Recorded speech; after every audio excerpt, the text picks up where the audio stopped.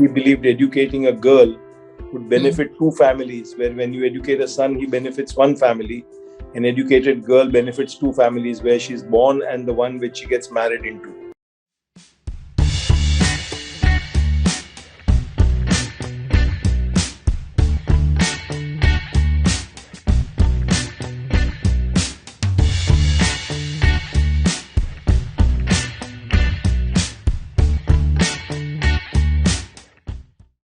For someone belonging to an illustrious family, he may have started his career out with mighty big shoes to fill. But Ram Kotak has continued to do justice to the business that runs in his blood. He currently operates within multiple business parallels across domains ranging from healthcare to real estate and industry. With life lessons from his elders to boot and a significant chunk of his own experience, we speak to Ram Kotak today about business, family, and everything in between. So, sir, can you tell me a little bit about your current business and what is it that you want to focus on over the course of this interview? Yeah, see, basically today I'm in the business of IT-enabled service, where we do back office operations for healthcare companies in the UK. Okay. We are also now looking to diversify into the US for these healthcare services, which we were doing earlier, but then we withdrew from the US market. Now we are again planning to get back into the US market. Okay. I also have a land bank at Pavna Lake near Lonavala, about 2 hours from Bombay, which we are planning to develop into second homes concept for high net worth individuals.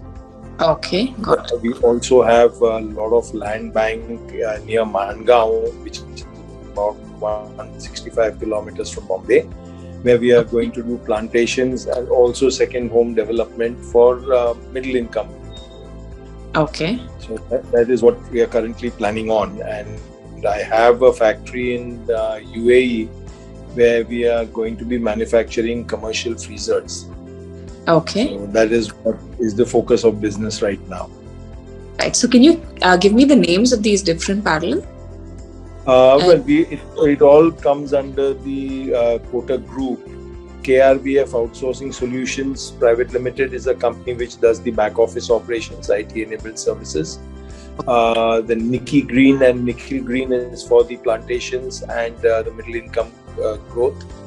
As far as Pavna for the high-end homes which we are planning, we don't have a name, so it will, that we are working on how the concept will be developed.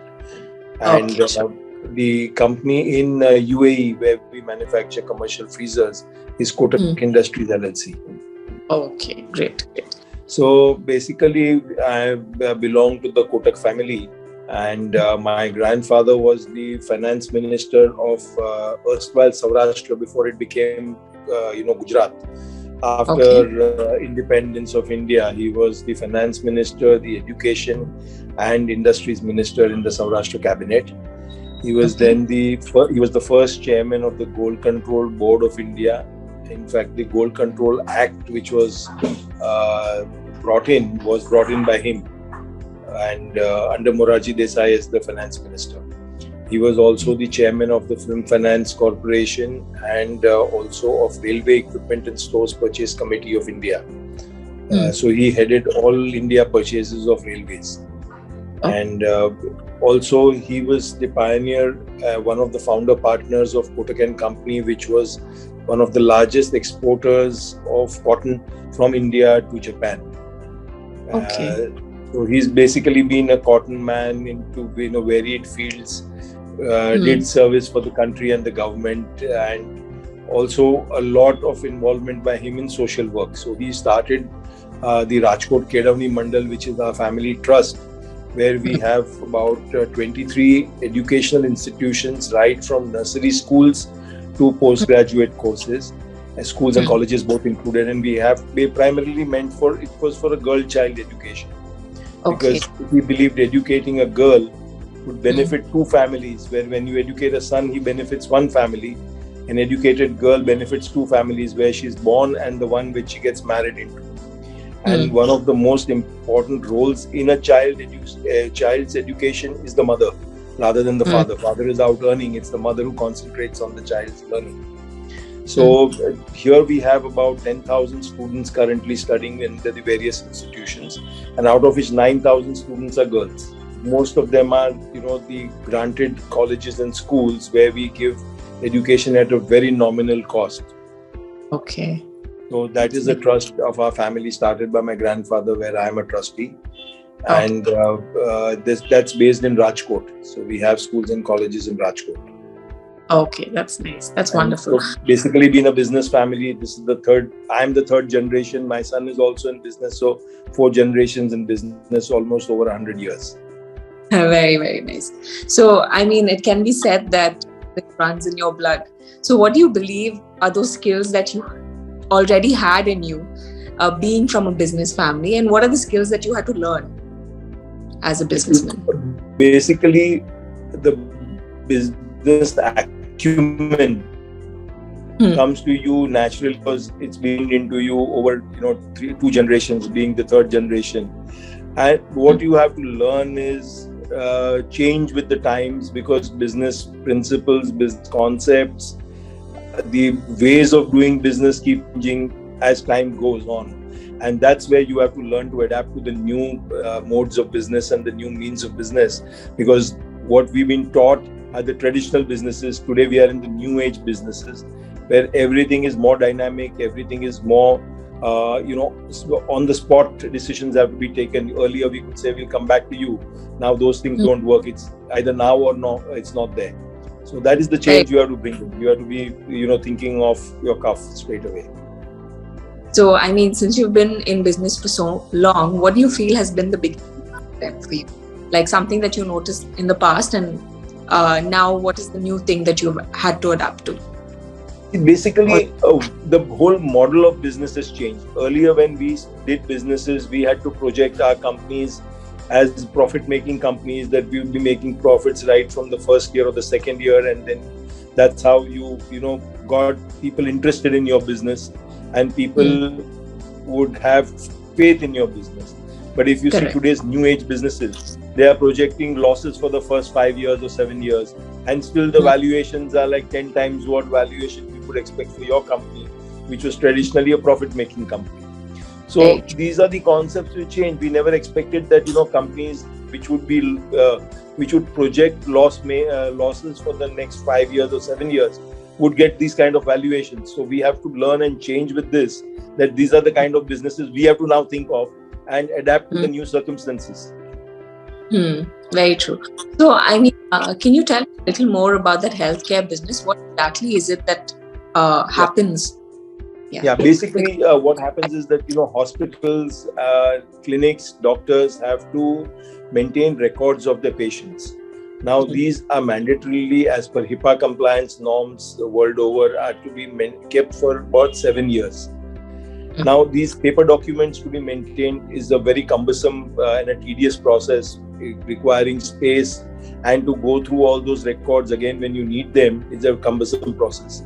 So we digitized all these records, which are sent to us on voice files. So the doctors record their treatment, they record their clinical details of a patient, and they send it to us, and we digitize them and send it back to them so that they can store it on a much smaller space, being virtually stored on a hard drive or a computer system. So that is what the service we provide. Okay, that's nice. So can you tell me a little about how the pandemic may have affected your business? Like, if this is in a healthcare field, I would assume that it has gotten better, but can you tell me about all the parallels of business if the pandemic has had it? Yeah, in fact, the healthcare business, you rightly said, has continued to do okay. We've in fact been at an advantage that people can be working from home now, and which is what we were always wanting to do, because in Bombay, the commuting time from the home to the office, it takes almost 2 hours or 2.5 hours a day, depending on where you stay. And that is the time which my people now save, and they're able to work that much extra from home. And that has helped us a lot and cuts down your overheads and also brings in more productivity. Right. Whereas my factory in UAE was just about to start production in January or February of 2020, and because of the pandemic, that we couldn't start production, and so it's still closed because I haven't been able to go to Dubai for the last 2 years now with the pandemic being the way it is. So in fact, that has been, the investment is blocked. The plant, we have the raw materials and everything there. The staff and all which was employed has been costing us. So yes, that's where we have taken a big hit. And as far as my real estate and my plantations are, those also activities have slowed down considerably. But yeah, they're going on. So that's not an issue, but they have slowed down considerably. Now things look like picking up, but again, every time it picks up a bit, you have another wave coming. So things again slow down. So that is now, this is going to be maybe a part of our lives the next 2 or 3 years till things stabilize. So we have to learn to live with it. Very true. So can you tell me if you've had like any particular challenge that, you have overcome? It could be to do with the pandemic or just in general over the course of your life. If there's a challenge that, really strikes you when I ask you this question, and how you may have overcome it and what it taught you maybe. Well, the very first challenge which I had in my life, I started working with my family business right from the age of 15. So It was an early start for me. While I was studying at college, I was also attending office and, taking part in the business. I lost my father early when I was about 36. And he, being there as the person behind me and backing me, I was, a person who took decisions very quickly. At times, maybe even the decisions would be in business terms called reckless, but by God's grace, they all worked. But they were decisions because I had the backing of my father. I knew that he was behind me to back me up in case I made a mistake somewhere. So when I lost him and the responsibility of my family came on to me, that was a challenge because I had to change my way of thinking. I had to, slow down, think and take very calculated decisions because the family then depended on me to be the support system. So that was a challenge. But I think other than that, by God's grace, whatever the business challenges in normal life which come across, they've been overcome. Well, so that's the question. Nice. So can you tell me about your biggest achievement then? I can just say that I have been lucky that all the businesses that I put my hands into, though have been businesses which took a long time as a gestation period to start off. But by God's grace, they've been all doing well. And I'm happy with the way where I've reached from a point where I started almost, though with the family business, but completely on my own financially. So having reached this level here today, it's an achievement in itself, and it's a lot of blessings from my elders and God.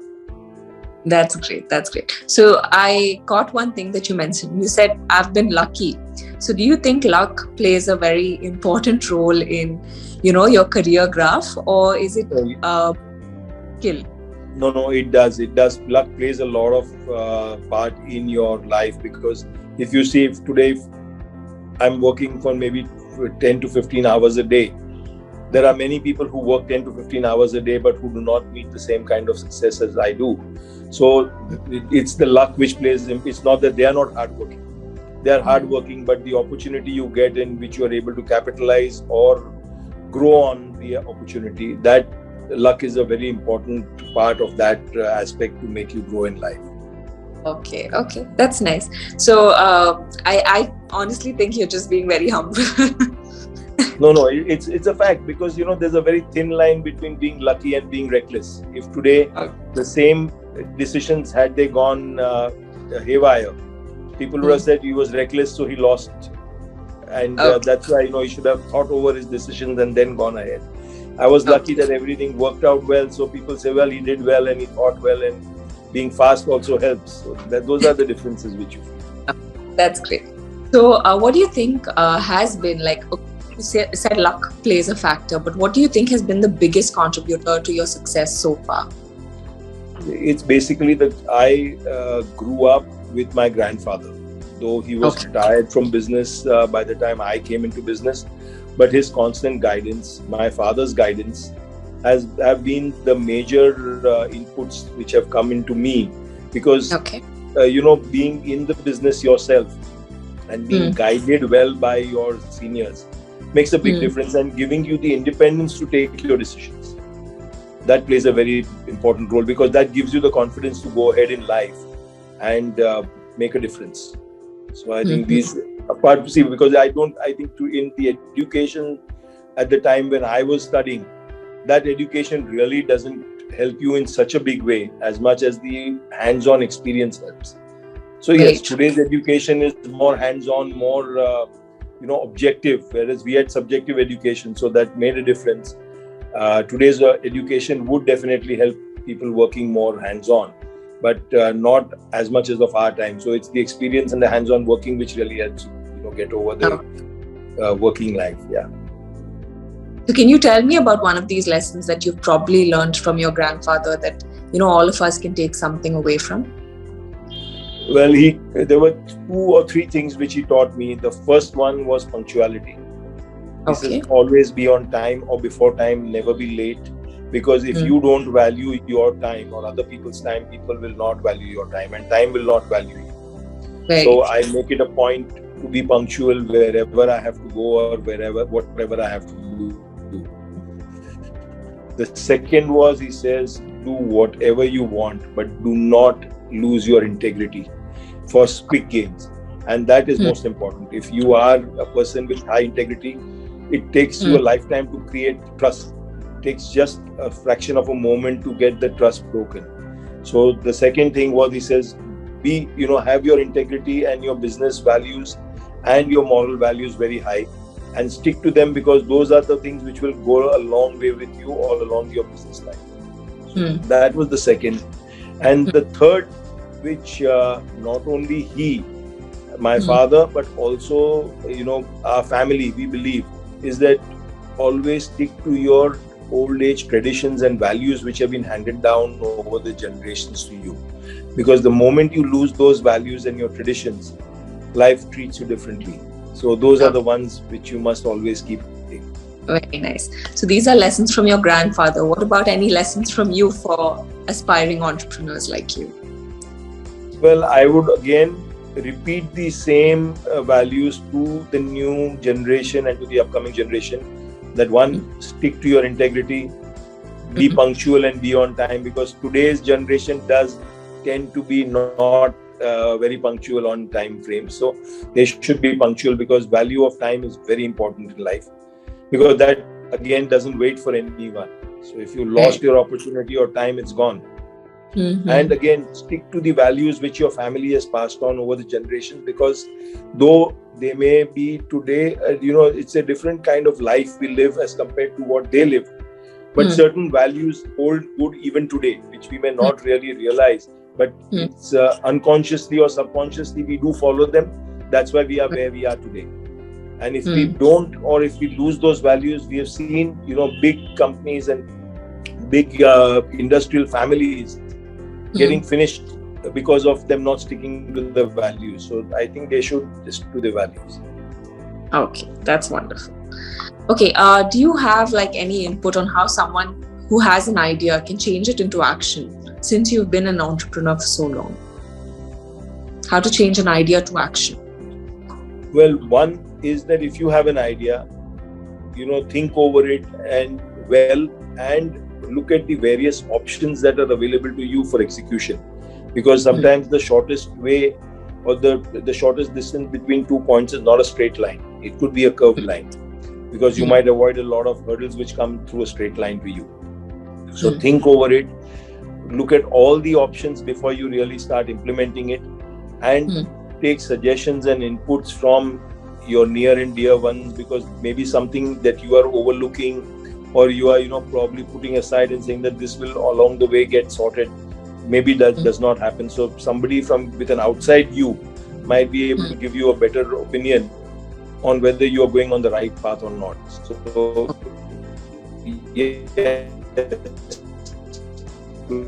today's scenario that's moving compared to earlier. And earlier we used to have limited timings on work.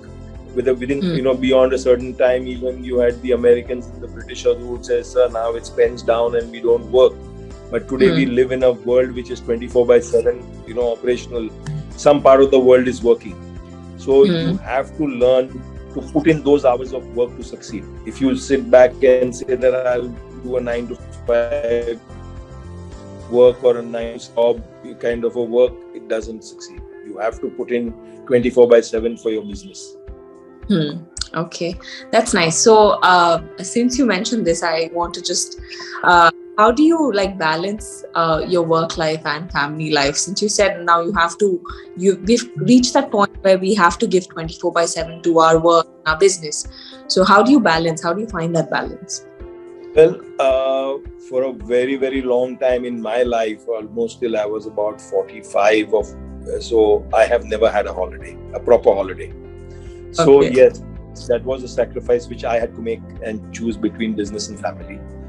Now that you've reached a level, then you can look at taking off and taking holidays. And with again the way of working which has changed, you can work remotely now from any part of the world. So earlier that wasn't the case. So you had to be hands-on and connected all the time. So once this has changed, so now yes, I have been able to give a good amount of time between I can balance it between my family and work. But the main thing is, whenever you get the opportunity, take the time off, spend time with your family, spend time with your friends, and see that does not affect your work, but it also gives you the quality time to regenerate and recoup your energies so that you are again back to work strongly. So is there a habit that you follow every day? It could be a habit for personal growth, or just something that you do on a daily basis, a routine activity that you feel like has contributed to the person that you are today. Well, as I said, one is I do some exercise every day, so it keeps me physically and mentally fit.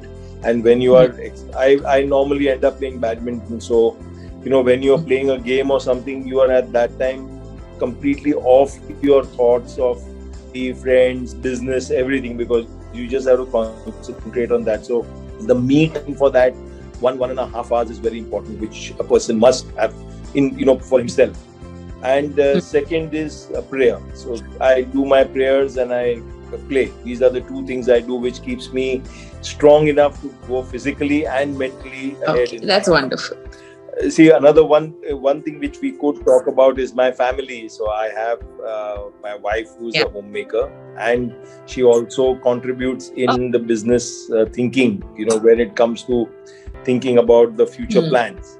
And I have a daughter who has done her master's in accounting and finance from UK. But as a profession, she's chosen baking. So she bakes, and that's her passion. So I allow my children both of them to follow their passions. And my son has done his automotive engineering from UK. And apart from being in business with me, he has a startup company which is into, it's a new concept in India and in fact in most parts of the world, where they come and service and repair your cars at your doorstep. So that's something which was started completely new, and that was an idea which he germinated, and that's a business which is doing very well for him. So they're also looking at expanding that. So it's very, but again, my business was traditionally not automotive engineering, or related with automobiles. But since it was his passion, you must allow your children today, especially, to move in life where the passion is, rather than forcing them to follow the age-old traditions of the family business. Or, if it's earlier we used to have that a son of a tailor would be a tailor, or a son of a cobbler would be a cobbler, or a businessman would be a businessman. No, let your children and your family today grow and do what they want and what they are passionate about. So I think that's very important. What our generation must learn is to let the children move in the line which they want to, rather than forcing them to change their line of thinking. Very true. That's nice. That's wonderful. It was a pleasure talking to you all. Thank you.